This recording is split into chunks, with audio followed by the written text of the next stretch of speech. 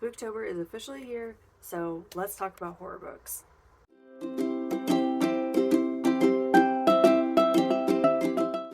Hi, hello, and welcome back to my channel. My name is Alex, and today is episode 2 of Spooktober 2024. So, we're talking about more horror books today.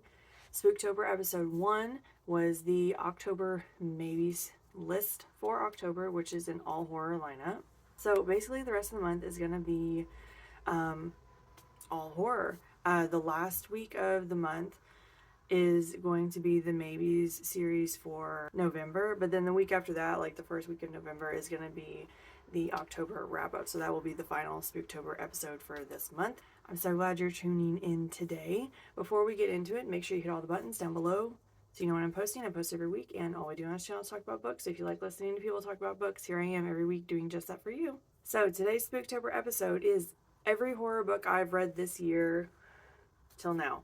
I'm not going to tell you about any of the books that I'm reading in October right now for my all horror month. So these are all the horror books I've read in 24 so far. I originally was not going to make this post because in my head, like a few months ago, I said like, I haven't read any horror this month or this year. Like I haven't read any horror this year. I can't believe I haven't read any horror. I did. I went through my list, and it ended up being, I think it's like 6 books. I've read like 6 horror books already this year. And I was like, okay, well that's not bad. Last year I had like a much higher number. So like compared to like last year, it's not very high, but it was much higher than I thought. Like I literally thought my August lineup was all the horror I read in 24, but it wasn't. So I was like, okay, this would be a great time. Like since the list was longer than I thought, I was like, this is going to go in the Spooktober lineup. So here we are. Today we're going to be talking about all the horror books I read this year. And I will add the ratings. So this will basically be just like my regular book reviews. I'll put a picture of it here. I'll tell you a little bit about the synopsis and then what I thought about it and the rating I gave. So yeah, let's not waste any more time. Let's get into it. The first horror book I read this year was The Patient by Jasper DeWitt. This was a very small book, like very short, and I was able to read it very quickly, but I was also really disappointed in this book.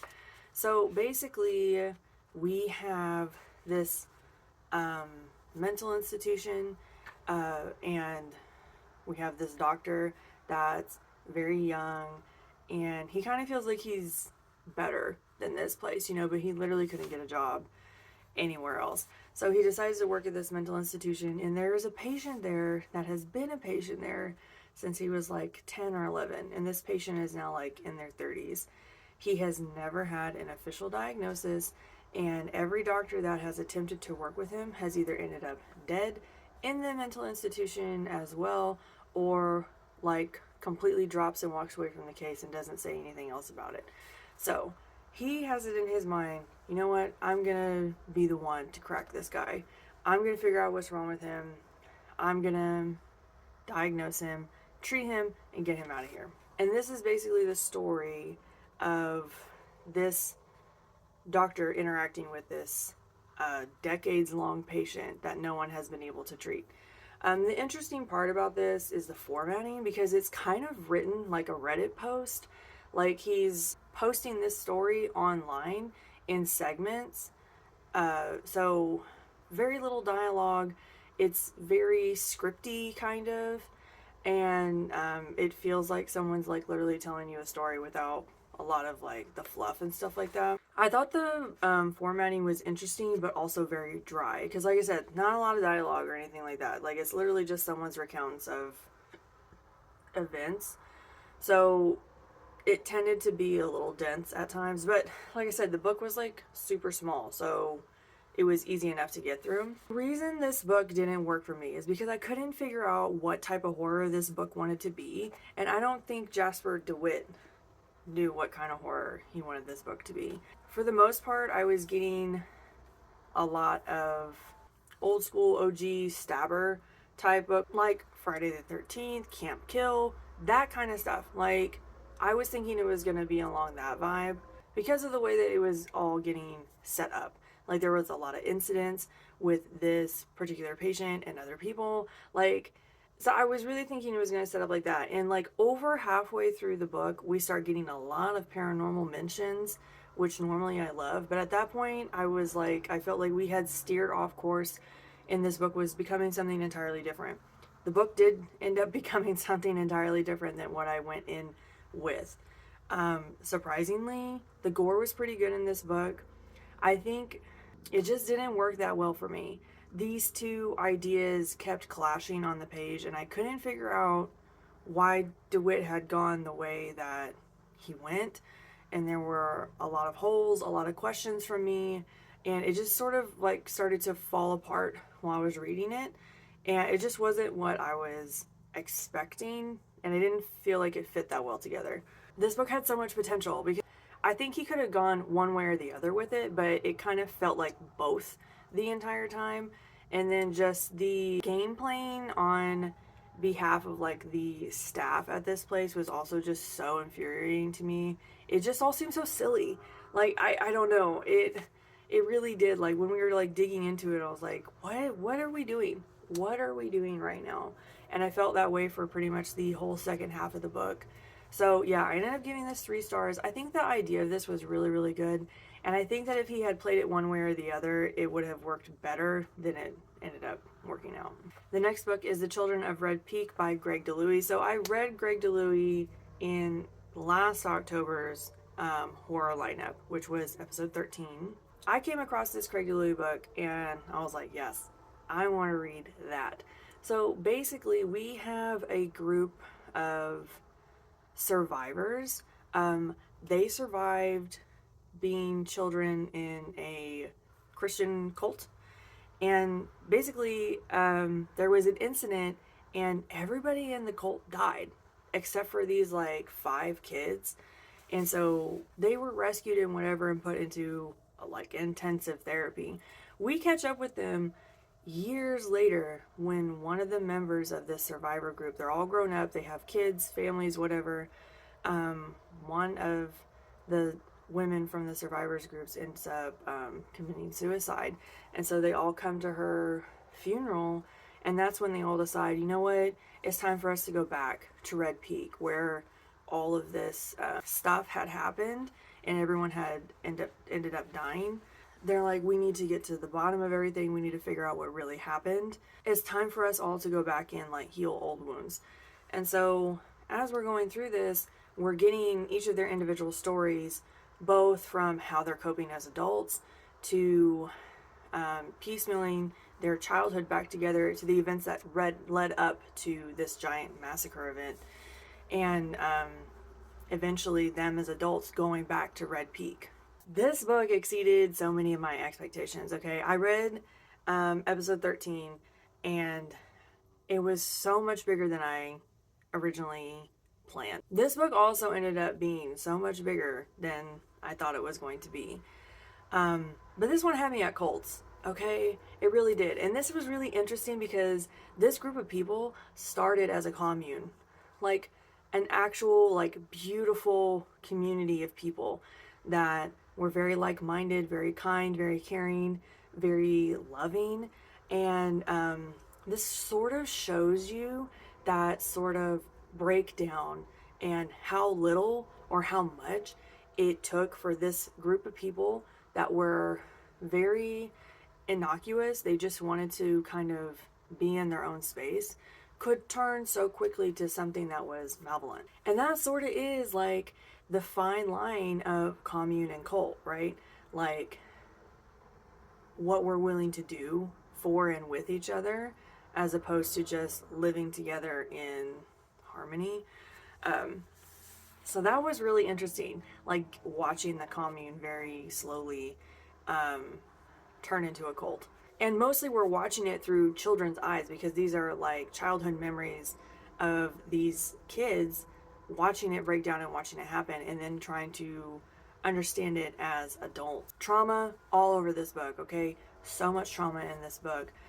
Surprisingly, the gore was pretty good. It was pretty much reserved for the very end of the book, so like, yeah, and it was not high level gore, but it was written pretty well. I ended up giving this one 4 stars. The reason it didn't get 5 stars for me was like, one, because of length. It was really long, and I felt like we spent so much time talking, and then we finally get to the big finish, and I just feel like there was so much time in between there that was wasted or just overwritten a little bit, which I did feel that in the other Craig DeLouie book, so I kind of feel like this is maybe just his style. Also, the ending of the book was in both rights definitive and ambiguous, if that makes any sense. And the ambiguity kind of got to me by the end of the book because I really wanted to know what ended up happening with everything. I really just wanted a couple more pages. And yeah, we didn't really get it. But the ending ended up being a lot bigger. And I felt like I was trying to piece together this puzzle for a long time. And I just really never saw any of it really coming. I was on the fence about whether to put this on the horror lineup, like to talk about it in Spooktober, because in my head I'm like, well, it's not really a horror book, you know, but like, yeah, it felt like a horror book. Like, it felt like a massacre. It had a lot of like Midsummer vibes. Like, it had a lot of that, like in its end days, like in this, as this cult was like building up to this giant massacre, it did have a lot of those vibes. And so I'm like, well, Midsummer was a horror film. So yeah, and it's like I really couldn't categorize this book as anything else but horror because of the content. So I was like, well, then it has to be a horror book. It's just definitely different than any horror book I've read in a long time. I highly recommend this one. It is a little dense, but if you like cults and like that whole vibe, this would probably really work for you. The next book on the list is Don't Fear the Reaper by Stephen Graham Jones. I was so happy that I finally got to read this book this year. I read it not that long ago. This is the sequel to My Heart is a Chainsaw. And if you have not read My Heart is a Chainsaw, I highly recommend you read that book. Obviously, because this is the sequel to it, but like the book in general is really good. So I'm going to tell you a little bit about My Heart is a Chainsaw since they go together. My Heart is a Chainsaw is about a girl named Jane. I think she's like in her last year of high school. She's not been doing well. Home life sucks. Friend life sucks. School life's terrible. Work life's terrible. She's ready to just like be done. She wants to move on, move out. She doesn't want to be in this crappy little town anymore. She has this obsession with like 90s cult horror, and she uses that as like a coping mechanism for a lot of things that are happening in her life. So at the time that we're picking up with Jade, we have a lot of new and influx of characters coming because they're settling or colonizing the land across from the reservation where Jade lives. They're settling in across Indian Lake, which is where a lot of our story takes place. On this influx of like people for this new community that they're building over there, it's also a big influx of kids going to the high school that Jade is attending. When all these people start showing up, all of a sudden people start dying. And Jade immediately says it's a slasher, right? This lines up with like a lot of slasher films, and she's like running the reel in her head. And eventually she comes to the idea that one of these people is the final girl. And so that sets her off on finding the final girl. And if she can find the final girl, then she can stop the killer. So I would say, does this have a lot happening in it? Absolutely. Stephen Graham Jones' books are never cut and dry. There's always multiple angles that we're playing with here. And we are playing with multiple angles in this book series as well. As well as it being just like so nostalgic, slasher vibes. Stephen Graham Jones is a terrific gore writer, horror writer. It's always done just so precisely. On top of that, he also adds in a ton of indigenous folklore. So this is a really cool mix of it, like old school slasher horror with indigenous folklore horror, which I absolutely love. The catch on these books in general, all of Stephen Graham Jones' books are very dense. He's a very heavy-handed writer. Now, it's all so atmospheric and so well done, but you just have to be patient.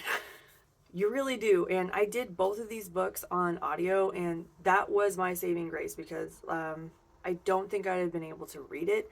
I read The Only Good Indians, and it was a bear, honestly. Like, it paid off it was terrific by the end, but it was a slog for me. So the audiobooks were really good, like, for his writing. So the second book, Don't Fear the Reaper, this picks up years after we ended the first book, okay? I want to say it's almost 5 to 8 years or something like that after we end the first book. We're back in town on Indian Lake, and like, we have a lot of returning characters, but we're also getting this huge influx of new characters. We're still getting a lot of really nice 90s nostalgic horror vibes, but we're also getting a lot of new stuff, and we're getting a ton of indigenous horror, folklore horror in this book as well. When I tell you he put me through the ringer through this book, he really did. Like, I really had no idea what was going on until the very end. It was just a whirlwind, and there were so many new and interesting ideas throughout. I was really afraid he was going to play on the same ideas, mainly because there were some repeat highlights from The Only Good Indians to My Heart is a Chainsaw, so I felt like we were going to kind of stay within the same realm, and we didn't. So there was a lot of branching out, and I really appreciated that. There is a third book that I do plan on reading at some point. My biggest complaint is that I didn't like the narration on this book like I liked the narration on My Heart is a Chainsaw. There was a huge list of narrators for the second book, and I really didn't like that. I would have much rather it just been the original woman that did My Heart is a Chainsaw. I think she did a fabulous job. It just felt really confusing to me. I had a really hard time sinking into the narration changes just because it was so many people. I think it was like 10 people narrating this book. So it was very difficult for me. I don't know why it was taking me so long to catch on to it, but it just kind of was. I really did like this book. I ended up giving it 4 stars, and just like the way that he writes nostalgic horror is just top tier. It really is. And the way that he writes gore is also insanely well done. If you do read this book or listen to it, I would highly suggest, especially if you listen to it, I would highly suggest doing the author's notes at the end of the book, because it's narrated by Stephen Graham Jones, and it's basically like him telling you a little story. It was just like, I don't know, it was the most beautifully crafted author's note that I've read in a long time, and I really, really loved it. So anyway, this is that. I highly recommend this series.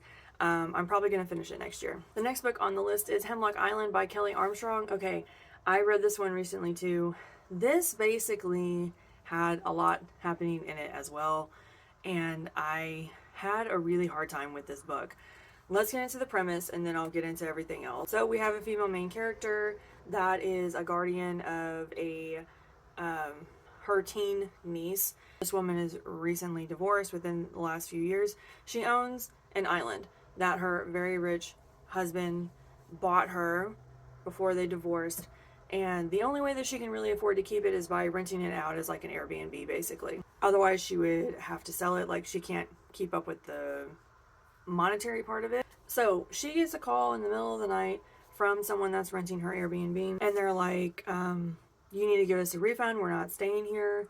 There's like blood inside of a closet, and it looks like someone was trapped in there. This lady is like freaking out on the phone, and so she's like, oh my gosh, I'm so sorry, I'm gonna come take care of it. So her and her niece pack up, they're going out there, and when they show up to get on the boat, her ex-husband is there, and then her ex-best friend, who is her ex-husband's sister, is also there, and then their ex-best friend and her brother are also there, and they're like, no, we're all going to go to the island together. If you're confused, so was I, okay? But the ex-husband was like, look, I got the same call because like we're linked together on this house and you forgot to take me off of it, so I'm going to go with you. I don't think you should go out there alone. And she basically tells him that there's been a lot of like pranks happening at the house, and like this isn't the first time something weird has happened. And she's like, it's probably just someone pranking me, and I need to just get this figured out. So all of these people, the main character, the niece, The ex-husband and his sister, and then the ex-friend and her brother load up onto a boat, because remember, this place is a private island, and they go out there and they're like, we're gonna figure this out. Then they get stuck out there. Big storm comes in, boat is disabled, very classic horror stuff, right? They're stuck out there, and that's when they start to figure out what exactly has been going wrong at this house and on this island. Okay, so the reason I struggled so much with this book is because I could not figure out if this was a thriller or a horror book for well over halfway, because Kelley Armstrong and the characters in this book were trying to convince me the entire time that this was not a horror novel. It kept being, people are messing with us, there's a killer on the island, which, like, that could fall under horror, right? There's a killer on the island. But the way that it was written was very thriller-ish, okay? And I don't like thrilling horror. I really don't. Like, if we're going to do horror, let's do horror. If we're going to do a thriller, let's do a thriller. I don't like the mixing of that genre, those two genres, because first of all, they're my favorite genres, okay? And when you mix them, I feel like you cheapen them both. Like, either write it as a thrilling thriller or write it as a horror. So yeah, that is my opinion on that. I'm a little bit picky about it, but you know, that is kind of where this book fell. It was a very weird blend of thriller and horror, because after the halfway point, it was insanely clear that this was a horror book. So I'm like, what were we faffing about with in the first half of the book? Why were you sitting here trying to convince me for forever that this was a thriller book? Are you trying to convince yourself or me? Because I don't feel like either one of us were convinced. And then by the time we got to the end of the book, it had just become this big, huge, sort of outrageous thing, because I'm sitting here like so confused, honestly, about the path that we had taken to get here and how we ended up where we ended up. And the ending was, I don't know. I have so many feelings about this book. I ended up giving it 3 stars. It really just did not work for me.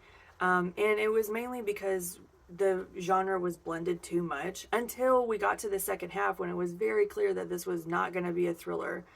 It was going to be a horror book. Now, the gore was surprisingly good in this book. There were some really good gore moments. I thought the storyline was really, really rough. I don't think it was just planned that well, honestly. I did this on audiobook, and the narrator did an excellent job. I really liked the narration. But yeah, I don't know. This book felt so disconnected from itself. And I felt like Kelley Armstrong had changed directions while she was writing it, and then she was just trying to force it so much to be a horror novel that we just went off on it. You know what I mean? This book didn't work for me, but if you've read it and you really liked it, I'd love to hear from you in the comments. The next book on the list is Near the Bone by Christina Henry. I was so happy I got to read a Christina Henry book this year. I usually try and hit her up like once a year, because she does write very interesting horror, and this definitely falls into that category. We have a female main character that is living an insanely isolated life with her very abusive husband, and as she's out in the forest doing her gathering things, she comes across like a dead animal that's just been killed and left to like bleed out, which is not very common for predatory forest animals to do. So she gets concerned, she goes back, she finds her husband, she's like, hey, I think this is happening, something weird's happening in the woods, will you come check it out? And so they go, and basically they decide that there's something very big in the woods. He's super convinced it's like the devil, and so he's like, I'm gonna kill this devil. Okay, bro. And she's like, I'm just gonna go sit in the house where it's safe, basically. And on their way back from being out there and like discovering things, they run into a person, which like they don't do because they live so isolated. And there's a lot of reasons why they live insanely isolated, which I'm not going to go into. It's in the book and it's great. But her seeing this person and her husband seeing this person is like a huge thing. And this guy starts asking questions about why they're up there, what they're doing. And of course the husband is insanely hostile with this person and eventually gets him to like go away. But he knows he's going to come back. And so basically the whole breakdown of the story is like, who is the biggest threat to our main character? Is it the husband? Is it the possibility of people finding out that they're living in the forest? Or is it this weird thing in the woods?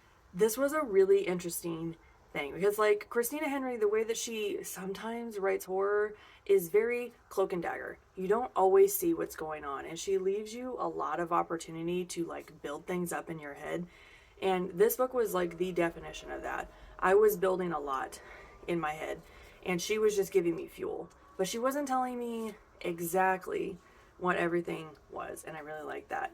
The gore really worked in this book. The suspense was insanely good. Trauma all over the place, okay? If you cannot read books about domestic abuse, domestic violence, this is very heavy, okay? There's no holding back. We really see everything as it's happening in real time. So if that's something that is personally difficult for you, don't read this book because she really did not spare any details. I thought I was going to be mad at the ending. I really did, because this is the second time that she's done an ambiguous ending on a horror book for me. The other one was The Girl in Red. I didn't hate it though.